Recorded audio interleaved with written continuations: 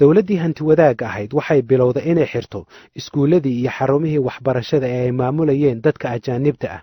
tallaabadaasina waxay qayb ka ahayd socodka hannaankii lagu hirgelinaya qoraalka farta afka Soomaaliga oo aan hore u qornayn. sannadkii 1972 ayaana markii ugu horreysay taariikhda dalka Soomaaliya la qoray farta afka Soomaaliga. arrintan ayay xubnihii dowladdaasi ku jiray isku raacsan yihiin inay ahayd siyaasaddii ugu taabagalsanayd ee uu sameeyo kacaankii 21 Oktoobar. laakiin xukumayaasha kacaanka wax kasta sidii ay filayeen uguma dhicin, waxaana ka hor yimid markiiba caqabado aad u waaweyn. waa marka hore waxaa soo ifbaxday in tuhun soo kala dhex galay saraakiishii afgembiga ka dambaysay qaarkood. saraakiisha qaarkood ayaa taageersanaa inqilaabka, laakiin waxay diidanaayeen in sarreeyagaas Maxamed Siyaad Barre uu noqdo hogaamiyaha dalka. saraakiishaasina waxaa ka mid ahaa taliyihii hoggaanka abaabulka ciidanka xoogga dalka Soomaaliya Salaad Gabayre Kediye, oo si weyn uga dhex muuqday saraakiisha, taageerayaal badanna lahaa. waxaa iyaguna jiray saraakiil kale oo aysan caddayn inay ku xirnaayeen Salaad Gabayre, balse iyaguna sidooda u diidanaa Maxamed Siyaad Barre. waxaana saraakiishaasi ka mid ahaa Cabdulaahi Yuusuf Axmed iyo Maxamed Faarax Caydiid. waxaa la sheegay in labadoodaba jagooyin diblomaasiyadeed laga siiyey dalalka Tanzaniya iyo Suudaan. markii ay diideenna waxaa durbadiiba loo diray xabsiga. Dr. Xasan Cali Mire waxa uu ka mid ahaa xoghayayaashii ugu horreeyey ee uu magacaabay kacaanku, balse isaga iyo laba kale ay wax yar kadib magacaabistooda iska casileen, iyagoo taasi u aaneeyey kala fikir duwanaansho in dalka loo sameeyo dastuur. anigu markaas run ahaan waxay ahayd militarigana wax kama aqoon oo dibaddan ka imid. anigu 62 baan America ka tegey oo Soomaaliya tegey. marka Cabdullaahi iyo Caydiid baa xoogaa la dareemay oo Maxamed Siyaad Barre dareemay inay hunu ka dhaxayso. labadaana la tuhmayay reer Muduga. labadii wuxuu ka dhigay aqalka inay ka bixin markuu qabtay. 5 nin oo ministarada markuu naga dhigay baan u tagnay isaga. war hadeer aan ugu furfurin yani military waqtiga magaalada inta leeg lagu diro nimanka xalgiisida guriga leedahay ka bixin meeshan iyo kan iyo naga maqal. dabadeedna hadee sidii baa lagu kala tagay. Caydiid Allah naxariista aqalkaygu iigu yimid isagoo nin la socda oo la kugu mahadnaqayaa inaad xalay la hadasheen Maxamed Siyaad Barre. anuu keligay ma ahayn baan waa u sheegay, laakiin hadee heshiiskii waa adiga idinkana waa idin leenahay inaad dagaal iyo rabshad iyo inaan la dhaxgelin.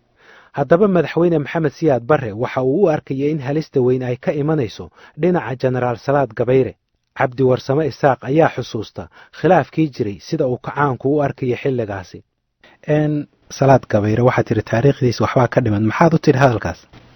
waxaan u yiri waxa weeye grouping ayaa maartay ka yari jiray jeeshka dhexdiisa.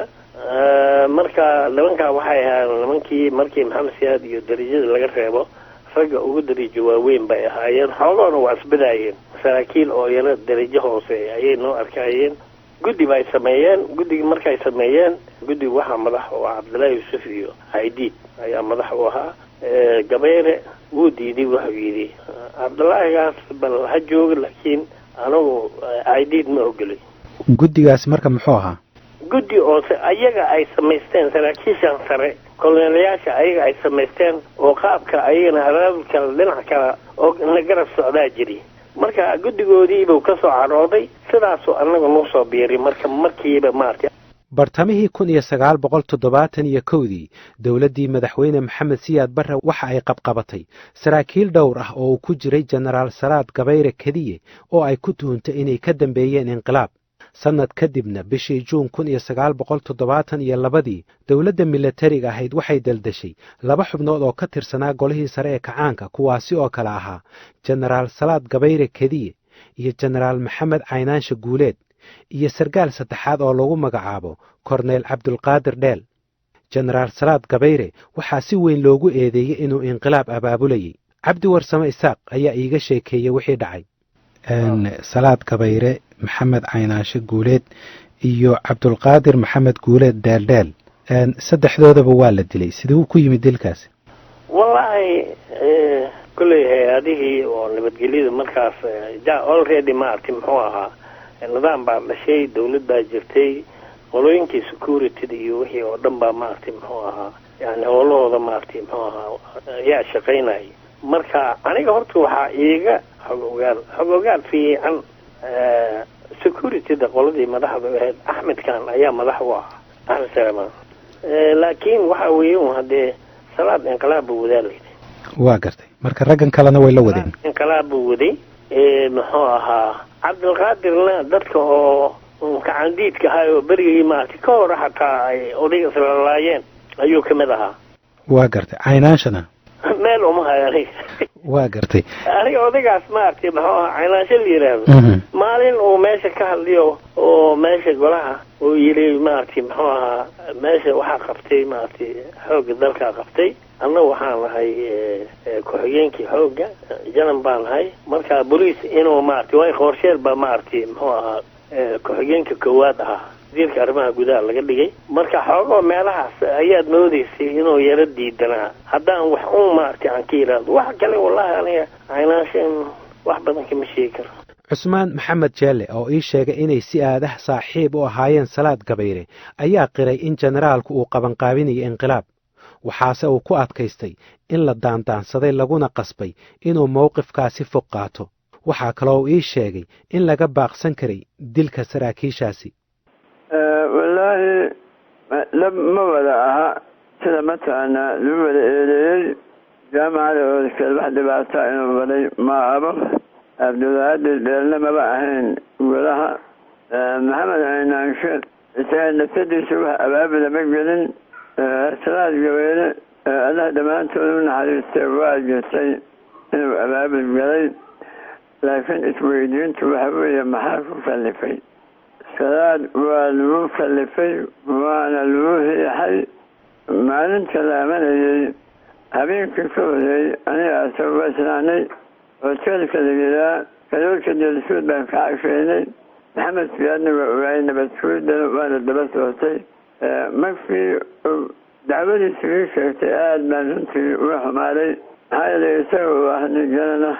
oo ah golihii sare oo wasiir ah oo xaaskiisii wato oo galabtii magaalada ka baxay oo afgooye meelahaas soo wareegay ayaa kontaroolka afgooye askari ku joogisay ma bixi karti waan yaabay buu yidhaahda maxaa dhacay maamad baa dhabtiin ha samaysaanin ha hataa janaalkaagawey taliga waana salaamayaan iigkeena walada weeye walad baa taal u saxiixan yahay nin aduu markaa golaha ka mid ahaa aan doonay inaan hadda waxba sheego yaab baa alla u keenay uu soo laabtay waxaan hadday sidaasi jirto golaha keen dacwadaana wuxuu ahaa marka nin aada iyo aada geesi u ah geesinimo gaato ilaa nacasnimo wuxuu waxba mataqaanaa ka dacwoomahayo hebel iyo hebel waxan hadageel ma aha meeshii adna waxbaa lagaa sheegi ismana daato aysid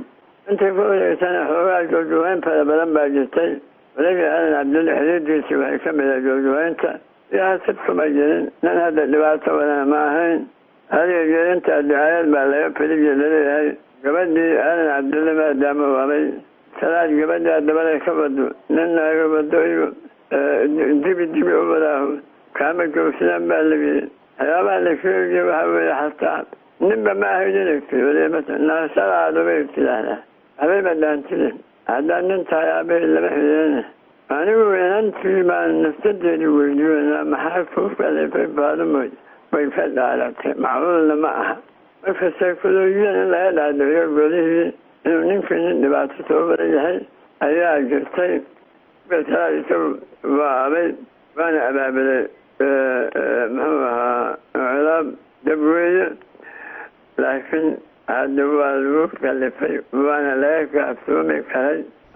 dilkane ma ahayn tala fiican in la xiyo unbaa habooneed 1971 kadib markii la qabtay jenaraal salaad gabayre kediye ayaa wasiirka gaashaandhigga loo magacaabay maxamed cali samatar raggii la qabtay dembiga galay markaa la xukumay maxkamad la geeyey ku caddaaday dembigii lagu marag furay dabadeedna sharciga siduu dhigayay la mariyey wax ay keeneen oo arrintaas ay keentay oo dib u dhac iyo weakness ah midna ma jirin saraakiisha ku wada jiray golaha sare ee kacaanka waxay ku kala aragti duwanaayeen in xubnaha la daldalay ay dhammaantood inqilaab ku jireen axmed sulaymaan cabdalle waxa uu markaasi ahaa madaxii hay-adda nabad sugidda waxa weeye way ka hor yimaadeen waxaanay dooneen inay inqilaab nagu sameeyaan pure dabadeedna waa la xidhxidhay intaanay iyagii samayn inqilaabkii ee annaga aanay amana xidhxidhin amana layn yaanu iyagii xidhxidhnay markaa aad u door intee leeg baad ka ciyaartay xidhxidhidda nabadda ninka suga yaan ahaa waa gartay yaa ogaan kara markaa iyaga iyo waxay ku jiraan shaqadeeday ka mid ahay marka maxaad ku hesha haddaad wax iiga sheegi karto waxaan ku helay wixii maxkamadda lagu soo taagay maxkamad baa la soo taagay maxkamaddana waa lagu caddeeyey dembigoodii dabadeedna waa kii lagu xukumay dilka saraakiishaasi kadib dowladdii kacaanku waxay mar kale lugaha la gashay caqabado hor leh oo soo food saaray 1973 dowladda madaxweyne maxamed siyaad barre waxay soo saartay xeerkii lagu magacaabay xeerka qoyska oo u oggolaanaya haweenka inay la sinmaan ragga xagga xuquuqda dhaxalka arrintani waxay ka mid ahayd gafafka ugu waaweyn ee golaha sare ee kacaanku uu sameeyey waayo tallaabadaasi waxay gebi ahaanba liddi ku ahayd aayado qur'aanka kariimka ah waxayna xubnihii ku jiray dowladdaasi ay isku wada raacsan yihiin inuu ahaa qaladkii ugu weynaa abid ee ay gasho dowladdii madaxweyne maxamed siyaad barre waxaana ololihii arrintaasi lagu diiday hormood ka noqday culimmada diinta islaamka kuwaasi oo markii ay si cad uga hor yimaadeen xadgudubkaasi lagula kacay diinta islaamka la qabqabtay sababta ay haddaba culimmadu uga hor yimaadeen waxay ahayd xeerkaasi oo ka hor imanayey aayado qur'aanka kariimka ah aayadahaasi kuwaay ahaayeen waxaa sharaxaad ka bixiyey muftiga weyn ee soomaaliyeed sheekh cumar faaruq xeerka wuxuu qeexayey in ragga iyo haweenku isku mid yihiin ayaduna waxay qeexaysay inayn isku mid ahayn ayadaha markaa inaan ragga iyo haweenka sinayn sheegaya waa badan yihiin oo walayse dakaru kalunsaa baa ka mid a walayse dakaru kalunsaa macnaheedu yahay axadka labka dhadig lamid maaha waxaa ka mid a ayada suuratu nisaa-ada asusta adiga oo macnaheedu yahay lidakari mithlu xawdil unsayeyn lidakari mithlu xawdil unsayeyn oo macnaheedu yahay axadka lab oo ragga ah wuxuu leeyahay laba dhadig dheeftood oo macnaha waxaa isku dhaxala laba dumara iyo hal wiila ayadahaas bay ahaayeen waxaa la isaga hor yimin oladan kacaankana sakajaa waxaasoo dhan bay u arkayeen waxaan fiicnay oo sakajaana marka ninkii waddanka xilligaa haystay hadalladan ka xuso maalinka uu ku hadlay waxaa kamid ah wuxuu yihi wax kaleba iska daayo nanaysta xataa loo kala yaqaano dig iyo laboodka lama kala bedeli karo haddii ninka la yidhaahdo jaalle hadalkiisii wey waa qoran yahay waana dhuuban yahay haddii ninka la yidhaahdo jaalle gabadhana la yidhaahdo jaalley yeeli mayna wey ninkuna waa jaalle gabadhana waa jaalle wuxuna wada jaalle kolka wax bala wadatuu ahaa kolka aragti fog oo aan ummadda soomaali xiriir iyo qaraabo la ahayn oo gaalo ka soo jeeday baa dalka la keenay in lagu dabaqana la damcay qarankuna diiday jumlatan wa tafsiila sidaasaa wixii dhacay ku dhaceen oo nin hadeerba boqortooyada joogo aanan weli geeridiisa maqaloo janan ahaayo qoladan loo yaqaan guulwadayaasha ahaayo la dhihi jiray cabdiwahaab makaahil baa ku jiray dadkii aan odaga laga celiyay intuu tagu gundaha iyo lugaha qabsaday odaga oo uu yihi balaa karaysa hog iyo babaa foolanayo suuqii baan ka imid cirkaasaa ummaddu maraysa dhibaataa maanta dhacaysa adaana baajin karee waxaad yeeli wadaadadii aad masaajidka ka qabatay siida idaacadana haddaba u yeedho inaad wadaadadii sii daysay iclaani u sheeg ummadda siina daa wadaadada beledana demi hadhowna si xigmaa wax u maamul wuxuu ku yidhi bilxarfil waaxid way cabsadeen nala odhan maayo axmed sulaymaan dafle ayaa ka warramaya sida uu xeerkaasi ku yimid culimmadu waa kacday runtii culimmadu waxay ka kacday sinaantii haweenka iyo ragga raggii iyo haweenka markii la yidhi waa la sinay waa sinan yihiin qodob qalad nooga dhacayna waa ku jiray meesha runtii keebuha waxa weeyaan qodobkii oo ahaa dhaxalka wiilka iyo gabadha walaali way u siman yihiin markaanu nidhi qodob qalad nooga dhacay buu ahaa waayo qur-aanka waxaa ku qoran wiilku wuxuu leeyahay gabadha labanlaabkeed qur-aankii inaan ka hortagna ma ahayn marka maxaa ugu qorteen waxaanu ugu qoranay waa iska jibaysnaynoo de waxaanu nidhi maxaan ku idhahdaa ragga iyo dumarka sima waayo dumarkaa runtii soomaali haddaynu nahay raggeenna dumarkaa ka fiican maantaba way muuqataa waxa maanta reeraha masruufa waa dumar 90% wax waa bixiyaa waa dumar kacaankayagii wuxuu diskabargareeyay inay dumarku ragga ka fiican yihiin dumarka soomaaliyeed ragga soomaaliyeed inay ka fiican yihiin yuu discover garay markii bulshadii aanu kicinay ee aanu hanuuninay aanu nidha aynu shaqaysano ee shaqo loo dhaqaaqay dumarkii inay ka fiican yihiin markaasaanu dumarku ragga waa la siman yihiin markaasaa wadaadadii nagu kicin cusmaan maxamed jeelle waxa uu iga sheekeeyey in madaxweyne maxamed siyaad barre uu uga digay xeerkaasi balse taladiisa la dhagaysan waayey dadweyne waxa uu doonayo inaad samayso ayaa haboon wax badan baan kala hadlay saaxiibkay maxamed siyaad allahu naxariiso waxaan idhi xoolo badan oo hadda la dhexlaa soomaaliya magaaladiina dhibaatada aan u abno hadda ma taqaana baahi aan u abnaana ma jirte dhibaatada ay kenya ka badan haddii diin ahaan aanan yeelaynin alalaal danteena dawlad ahaan ma ahay arrintaan aleegooda ilaahay dadka abuura ayaa og waxa aayaddu ku dhamaanaysaa ofkii diido xuduudka ilaahay soohdin buu dhigay soohdintaa ninkii ka gudbo dee dhibaatuu la kulmayaa ita waxaa weeye fallaad xoogli meeshaas waa inooga dhacday inkastuu anigu anan ilaahay mahadii ka mid ahayn intii ogolaatay ama goobjoogaan ahayn oo dibadda ku maqnaay haddana dhibaatadeedu aniga ii badneed oo degdeg soo gelinta laygii wixii laygu dheelayay ka soo dhaadhicin bal calamaha iyo dalalka muslimka wax laga dhaadhici karo anay ahayn wax xusuustaa intii laga duulaya waxaan la-aaday ciddii go-aamisay ayaa ay gas tahay inay iyadu usoo sheegto dadka ka xanaagsan waan xusuustaa in saaxiibkay ahayo ama haddaan tilmaamaba axmed sulaymaan oo saxaabaheyda ka mid ahaa ayaa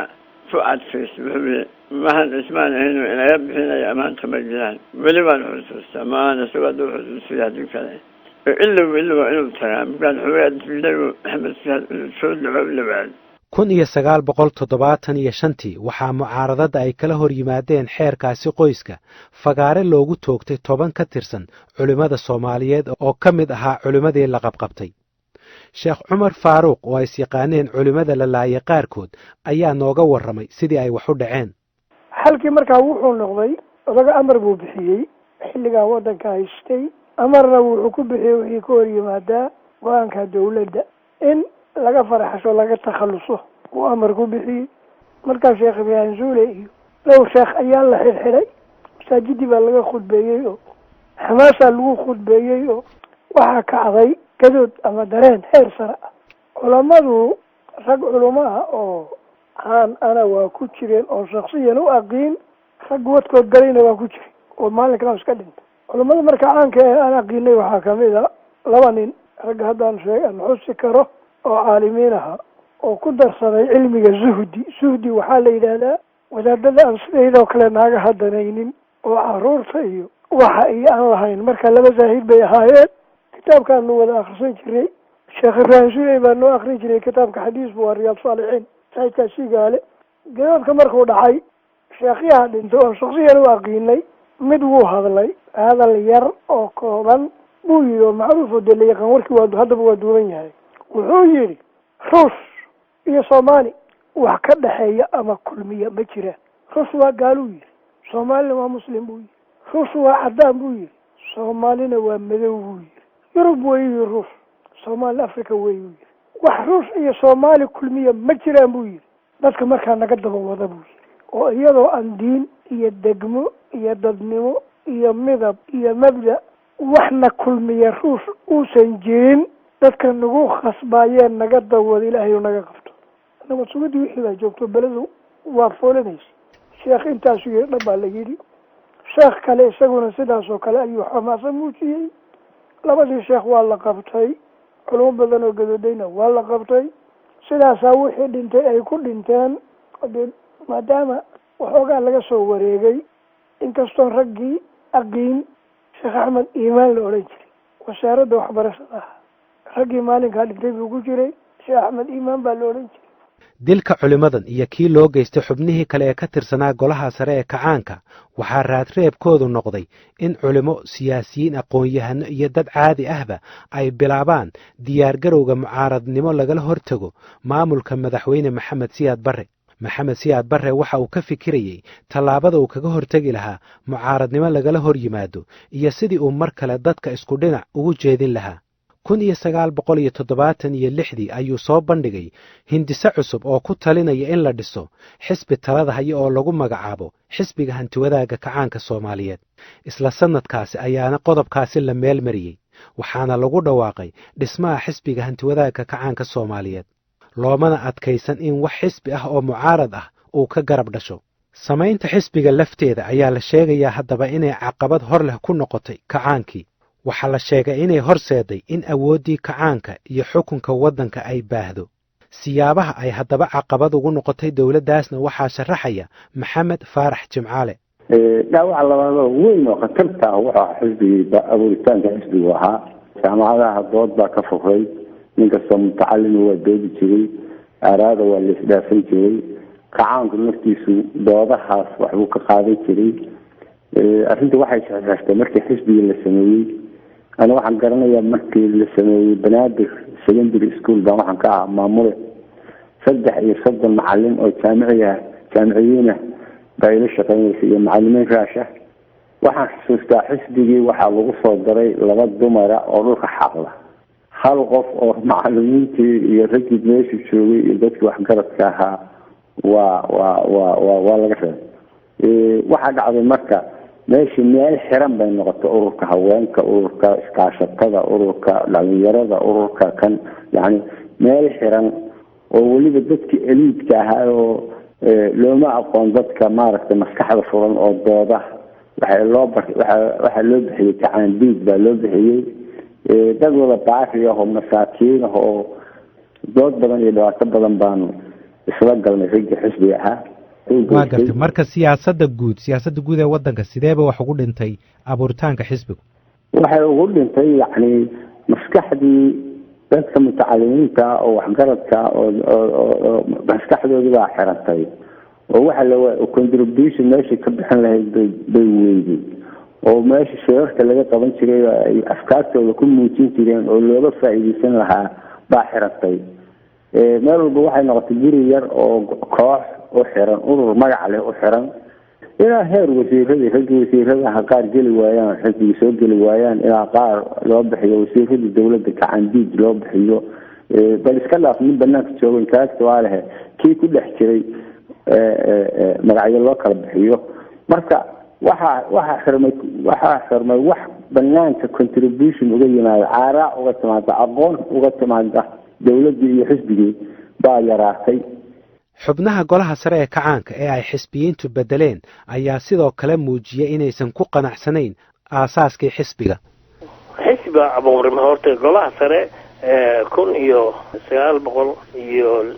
1976 ayaan xilka wareejinay 1 Luulyo. waa gartay waxa wareejiyay golihii sare kacaanka ayaa wareejiyay xisbiga hantiwadaaga kacaanka Soomaaliyeed ayaa lagu wareejiyay, ayaa dhashay. annaga markaan runta ku sheegay xil toos ah oo annaga aan leenahay golaha sare waqtigaas ayaa noogu dambeysay. qola annaga laga mid ah maartay muxuu ahaa xisbigii iyo hooshii ayay galeen sida bulid bureau iyo wax lamid ah. odayga iyo Samatar iyo Ismaaciil Cali Bakor iyo Axmed Saleemaan iyo Xuseen Kulmi iyo adoo dadkaas shan aan dhihi jiray shanta Soomaaliya u garanaysaa. waa gartay qola kale oo ambition miiran oo xisbiga dhexdiisa ka soo baxay ayaa ayagana jiriyo wax la yiraahdo maartay golo sare iyo maartay aad maartay muxuu ahaa u necab oo aan u jecleen oo ayagana waxay wataan aan la garanayno hanti wadaag iyo waxyaabahaas iyo loo orday ayagana maartay dhibkooda ayay la yimaadeen. marka adiga markaan soo duubo xisbiga dhibaato maartay ayuu la yimid. Axmed Suleymaan Dafle ayaa ka hadlaya abuuritaanka xisbiga hantiwadaaga kacaanka Soomaaliyeed. wax yar haddaan dib ugu laabto dad ragga aan la hadlay qaarkoodna waxay igu dhaheen xisbiga hantiwadaaga kacaanka Soomaaliyeed markii la aasaasay bishii Juulaay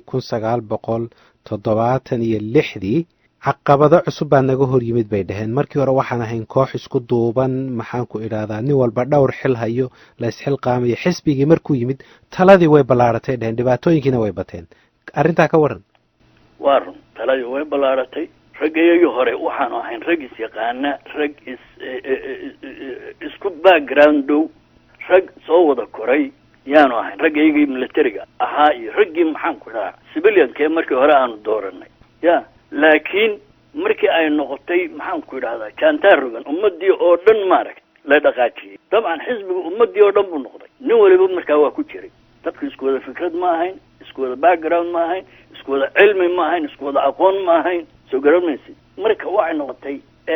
in daldalool badani ka soo baxo mar kale ayaa hogaamiyaha kacaanka jenaraal maxamed siyaad barre uu isku dayay inuu dib ugu laabto mid ka mid ah hadafyadii kacaanka taasi oo ahayd in la raadiyo dhulalka ay dowladdaasi aaminsanayd inay ka maqan yihiin soomaaliya maxamed cali samater ayaan weydiiyey waxa ay ku doorteen inay dagaal galaan bal horta dagaalka Ethiopia iyo annagana dhex maray mar dambe uu yimiye annaga markii hore dagaal umana soconin mana ku duulin waxaa dhacay gobonnimo doonaa jiray oo kacaanka ka hor dhisnaa oo jiray gobonnimo doonadii ayaa markaa xoogaystay oo la abaabulay oo gacan la siiyey gobonnimo doonadii ayaa dagaal galay oo ku qaaday marka dagaalkiisu u socday markaa ciidan kale inuu soo galay noqotay bishu waa November sanadku waa 1976 madaxweynaha Soomaaliya ayaa saxeexay go'aankii lagu amriyay ciidanka qaranka inay xoog ku soo celiyaan mid ka mid ah saddexda gobol ee kacaanku sheegay inay Soomaaliya ka maqan yihiin Cabdi Warsame Isaaq ayaa ii sheegay in duulaanka ay qaaday Soomaaliya uusan ahayn fikrad habeen kaliya ku dhalatay golihii sare ee kacaanka annaga fikirka dagaalka wuxuu salka ku hayay Soomaali weyn buu maartay gacanta ku hayay wax annaga maartay aan iska maagnay oo dagaalkaas in la galo maartay ma ahayn fikirka kaas waxa midkaasna wuxuu ahaa kii oo leegadii iyo SNL xagga maartay muxuu ahaa waqooyi wixii dhan hagaashii waxay ku salgameen oo maartay muxuu ahaa wadanka lagu xoreeyay labaday isku darsantay intii kala hartay in la dhameystiro ayay maartay muxuu ahaa annaga fikirkeena u ahaa si ayadana hadii waxa yeelatay cadow badan ba yeelatay xilligaasi ay dawladda Soomaaliya weerartay dawladda Itoobiya waxa uu dalkaasi ku jiraa wax ka yar sanad gacanta xukumayaasha cusub ee militariga ee uu hogaamiyo Mengistu Haile Mariam waxaana wadankaasi looga dhawaaqay hanti wadaag sidaasi awgeedna waxaa xubnaha xulufada hanti wadaaga oo horkacayo midowga Sofiyeeti ay u arkayeen in tallaabada ay Soomaaliya qaaday ay wiiqayso fiditaankii hanti wadaaga ee qaaradda Afrika dawladda midowga Sofiyeeti waxa ay fartay Soomaaliya inaysan weerarin ciidamada Itoobiya waayo fiditaanka hanti wadaaga ayaa uga muhiimsanaa dawladda midowga Sofiyeeti raadinta midnimo Soomaaliyeed bilowgii sanadkii 1977 waxay Soomaaliya taageero la'aanta Sofiyeetka kaga jawaabtay si culus iyadoo soo saartay amar ah in khubarada militariga iyo diblomaasiyiinta Sofiyeetka ay muddo 48 saacadood gudahooda kaga baxaan Soomaaliya Cabdi Warsame Isaaq ayaa iiga warramay mowqifkii dawladda Sofiyeetka ay ka taagnayd Soomaaliya iyo Itoobiya qalad kale ay la sameeyay waxa uu ahaa la yiri in ruushka laga saaro Soomaaliya oo xiriirkii gaashaanbuurtana laga goosto arrintaas waxay u baahan tahay xogo gadaal in loo noqdo u baahan tahay ruushka anigu waxaan ku jiray wafdi oo odiga hogaaminay Moscow waxaan ka qayb galnay shirkii oo xisbiga shuuciga oo Soviet ayaan ka qayb galnay adiga meesha de wixii ragii waaweynaa oo Fidel Castro wixii lamadiyo Saako iyo adigu rag waaweyn maartay ayaa meesha yimid annagana maartay inaan ka yareen ayaanba maartay isku wadnay marka Brezhnev ba secretary generalka xisbiga ahaa marka waxaan isku daynay inaan aragno oo la kulano waa noo suurtoobi si kasta haddaan yeelay waa noo suurtoobi markii dambe waxaan arkay Podgorny oo madaxweyne ahaa sheekadii meesha ka soo baxday wuxuu ahaa Podgorny uu yiri aniga goobjoog baa ahaa wuxuu yiri taariikhda lama sheegin military hanti wadaag dhisa marka sida daraadeed idanka muslimaadkiin marka meesha oo maartay hanti wadaag runta ka soo baxay waa Ethiopia annagana oosha waxaan la soconaa oo u gurguurinayna meesha Ethiopia marka meeshaas waa la iska arkay marka waa fiicneed inaan la helinin la iska daayo waayo waxa la yiraahdaa mabuur ah mabuur ku tiirsanaa bishii Juun ee 1977 waxaa Soomaaliya u soo hoyatay guul weyn taasi oo ahayd in ciidamada qaranku ay dib u hantaan badi gobolka Soomaali galbeed kadib weerarro socday ilaa bishii Sebteembar ee sanadkaas. si kastaba arrintu ha ahaatee bishii Maarso 1978 ayaa dawladda Itoobiya oo ay xaggeeda mareen dhammaan xulufadii hore ee Soomaaliya ayna horboodiyaan midowga Soofiyeti, Kuuba, Yamanta Koonfureed iyo Liibiya ay dib u soo riixeen ciidamada Soomaalida. Dagaalkiina waa lagu jabiyey ciidanka Soomaaliya. waxay ku qaadatay dawladda Mareykanka 1 sano iyo bar inay kaga soo jawaabaan codsi ay dawladda Soomaaliya u jeedisay oo ahaa in gacan military iyo mid dhaqaalaba la siiyo. weliba goorta ay dawladda Mareykanku bilowda inay keento gargaar ka dhaqaale iyo ka cunto iyo qayb yar oo saanad military ah, dalka Soomaaliya waxa uu durba lugta la sii galayay burbur dhaqaale iyo fawdo siyaasadeed. sidaas darteedna waxaa bog cusub u furmay taariikhda siyaasadda kacaankii militariga iyo hogaamiyaheeda Maxamed Siyaad Barre, inkastoo haddana aan la dhihi karin taasi lama filaan ayay ku ahayd.